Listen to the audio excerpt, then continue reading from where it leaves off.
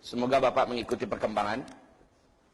Di majalah Asy-Syarqil Awsat, majalah Timur Tengah, Pak, diberitakan bahwa di Asfahan hari ini telah standby 70.000 lelaki dengan jubah khusus agama Yahudi. Dan telah siap senjata-senjata terbaik dari senjata manual, pedang terbaik dari besi-besi terbaik sudah siap dan ada di tangan mereka. Agama Yahudi hari ini sangat yakin ini adalah tahun-tahun di mana Dajjal akan keluar dan memimpin mereka. Menurut keyakinan Yahudi, Dajjal akan menaklukkan seluruh dunia. Ini pula yang diyakini oleh Dajjal waktu dia berkata kepada Tamim Ad-Dari, ketika saya lepas nanti, maka saya akan taklukkan seluruh kota-kota di muka bumi. Tapi kekuasaannya tidak lama, Pak. Kenapa? Dajjal terakhir dia akan mengepung Al-Mahdi. Al-Mahdi tidak berkutik. Orang-orang yang beriman, para mujahidin, laki-laki dan wanita juga tidak mampu melawan. Mereka terkepung. Dalam keadaan terkepung itulah Allah turunkan tanda besar kiamat yang ketiga. Nabi Isa turun dari langit, diantarkan oleh 2 orang malaikat di waktu subuh, tepatnya di masjid yang ada menara putihnya.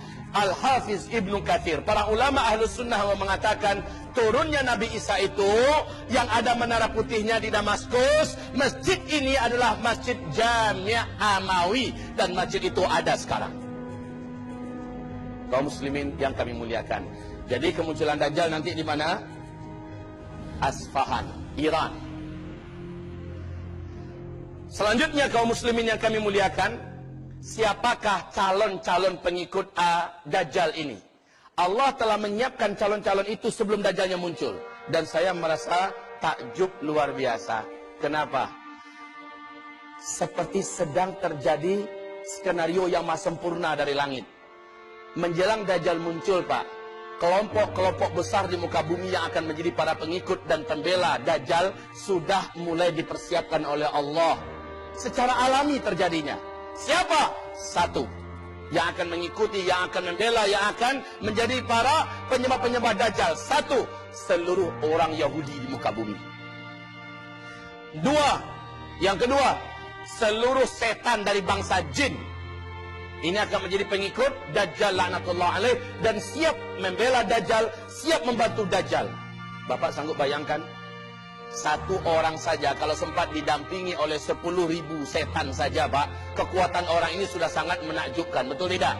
Bagaimana kalau setan satu bumi mengikutinya, membelanya? Yang ketiga, pengikut para Dajjal adalah seluruh ahli syahwat dari seks menyimpang.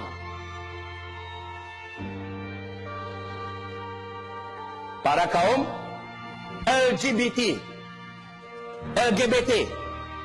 Dan itu sekarang di berbagai negara sudah mulai dilegal formalkan, betul tidak? Dilindungi oleh undang-undang, Masya Allah. Kayak dipersiapkan oleh Allah Subhanahu wa ta'ala suasana menjelang Dajjal keluar. Kemudian yang keempat, umat Nabi Muhammad yang pencinta syahwat. Pencinta syahwat. Suka berzina kesana kemari, suka dugem kesana kemari, suka melakukan maksiat ini, meninggalkan sholat, menelantarkan puasa dan segala macamnya. Maka para ahli maksiat ini, pemakan-pemakan riba, dan tidak mau ditegur, tidak mau dinasehati, mereka ini nanti ketika Dajjal keluar akan menjadi pengikut Dajjal. Ma'adzanallah. Yang kelima, pengikut Dajjal, kaum wanita. Kaum wanita. Makanya pesan Nabi siang tadi setelah kami sampaikan, pesan Nabi Muhammad, jika kamu dengar Dajjal sudah sampai ke kota kamu, pastikan istri kamu, pastikan anak-anak gadis kamu, saudari-saudari perempuan kamu, siapapun yang wanita dari muslimah, ambil mereka, tangkap mereka, masukkan ke dalam rumah. Ikatlah tangan-tangan mereka, ikatlah kaki-kaki mereka. Kenapa? Para wanita di akhir zaman, iman mereka rapuh serapuh-rapuhnya. Apalagi kondisi lapar yang sudah bertahun-tahun, haus yang sudah sangat menyiksa. Dan Dajjal datang dengan kekuatan magicnya, dengan hipnotisnya, dengan sihirnya. Di mana kota dia masuk, dia sebarkan sihirnya, dia sebarkan magicnya, dia sebarkan hipnotisnya. Dia punya daya tarik magnet yang sangat dahsyat.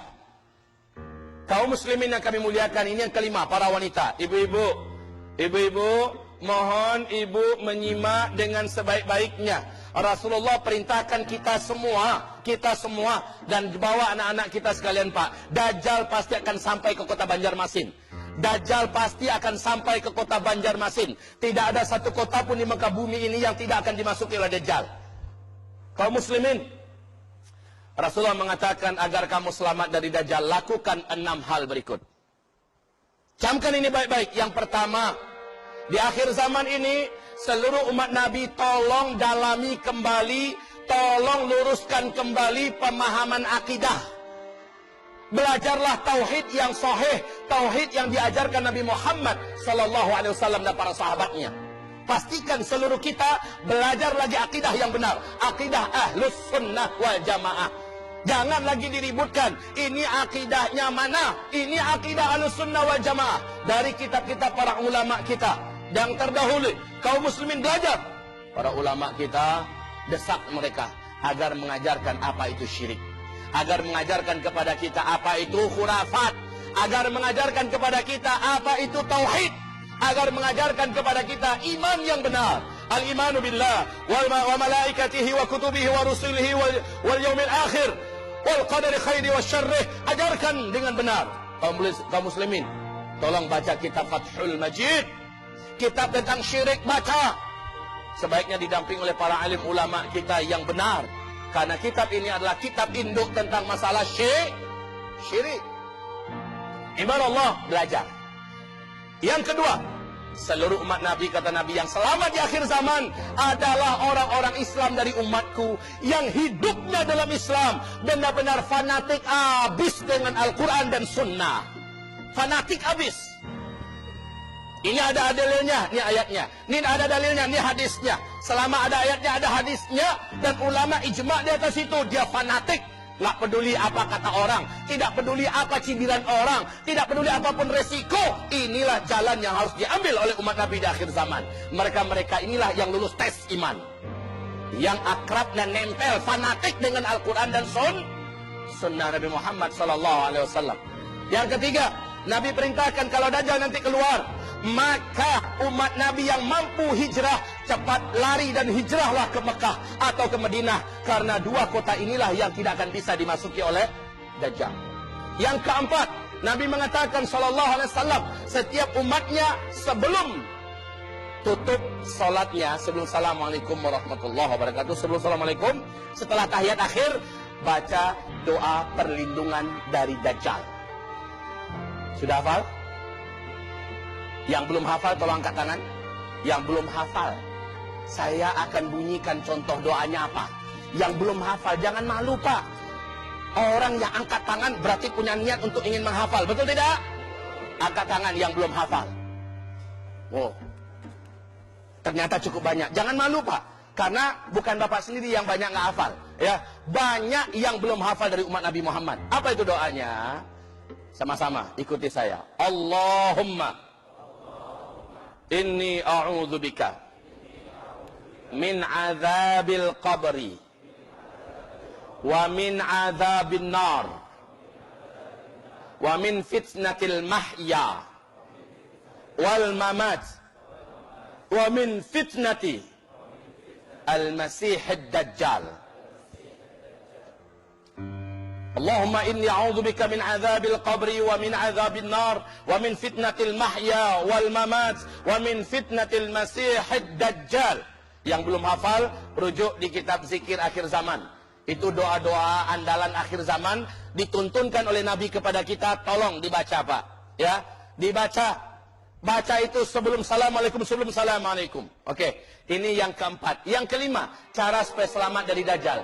Nabi memerintahkan agar setiap umatnya, khususnya yang hidup di akhir zaman, agar menghafal surat Al-Kahfi 10 ayat pertama saja, atau 10 ayat penutup dari surat Al-Kahfi. Dihafal, lalu setelah itu dibaca, jadikan dia selancar kita membaca Al-Fatihah.